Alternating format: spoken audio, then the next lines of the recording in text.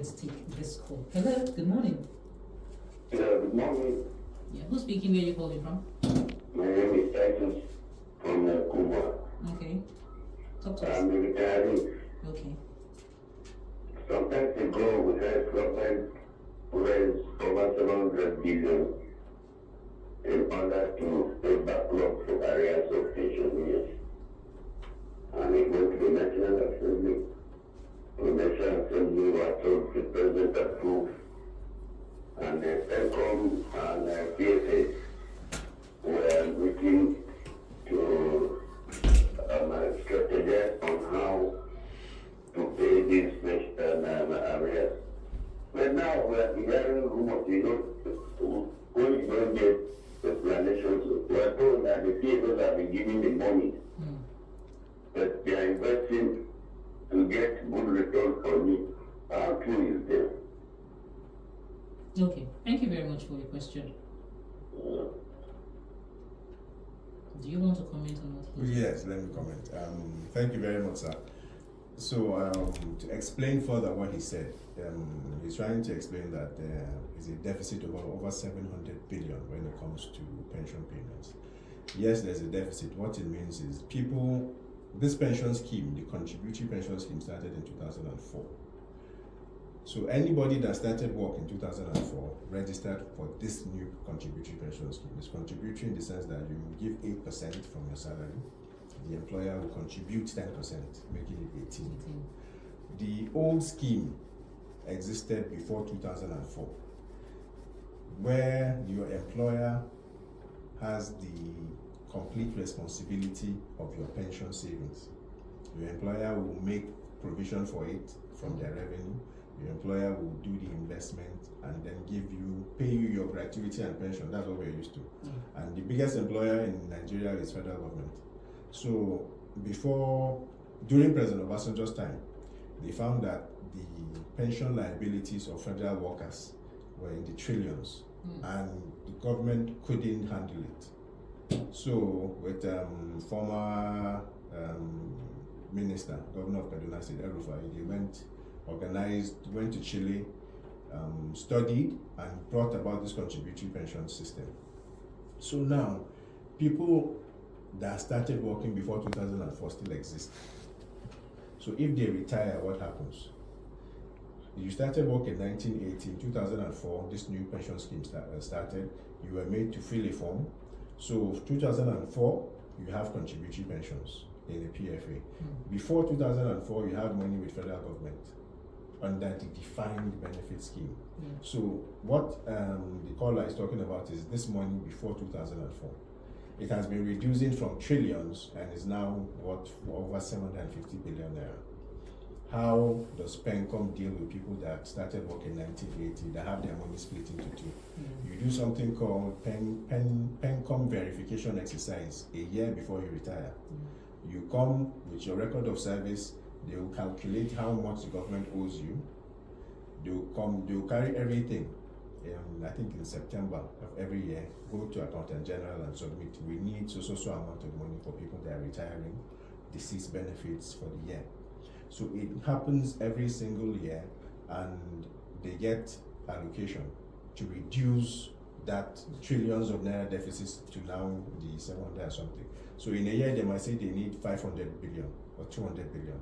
And what they get, they service the people that are going to retire. Unfortunately, it used to take a long time. You are supposed to get your money a year before you retire. You are supposed to do the pension vacation a year before you retire. So the minute you retire, everything is combined. Unfortunately, it takes a while. So what PENCOM is trying to do now, that deficit that the caller spoke about, they are trying to raise a bond, 715 billion naira bond, so that the monies are generated and then given to PFAs. They have not collected any money from and no PFA has collected any money from anywhere. They're going to raise a bond.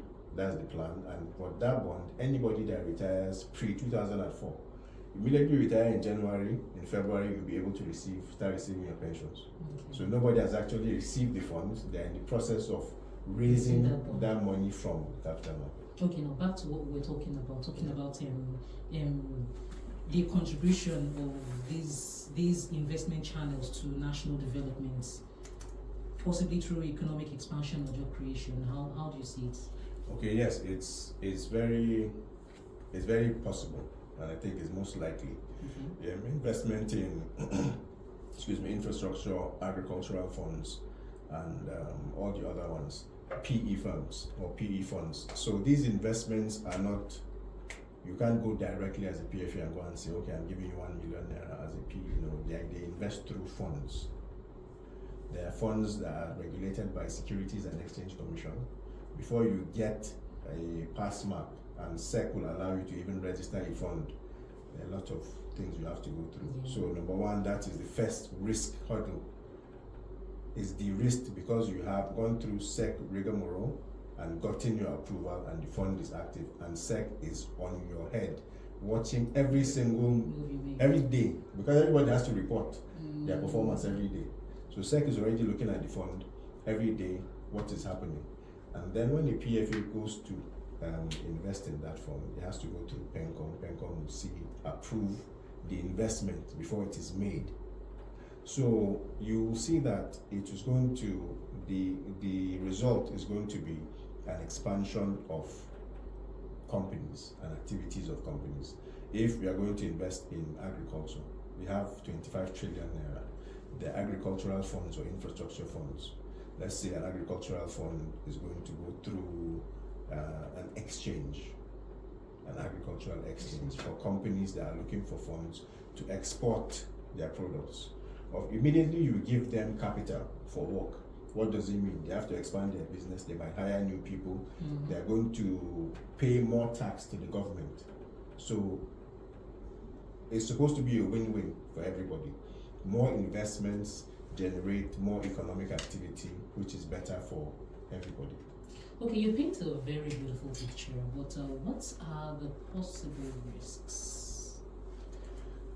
Possible risks. Of course, in every business, there are risks, especially with investments. So the risks that I believe the major risk was concentration risk.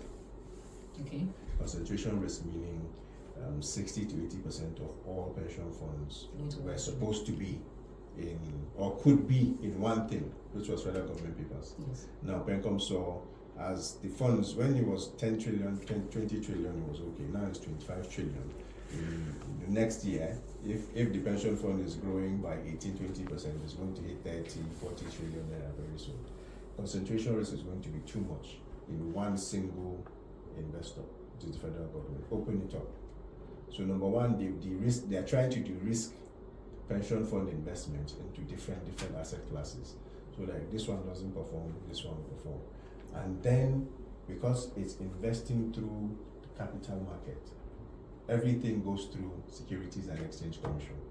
And again, Securities and Exchange Commission has very strict guidelines also on investments, the company, the management of the companies, the credit rating and the risk rating of the vehicles, and then the performance every single day of those vehicles. So the risk, I think, has been minimized by this framework, because if you go through the framework, every fund, funds 1 to 7, they will take one asset, bonds. Under bonds, there is a maximum a PFA can invest in. There's a minimum. And then the companies you are supposed to invest in, if the company has credit rating AAA, you can only invest so%. So it's very, very detailed.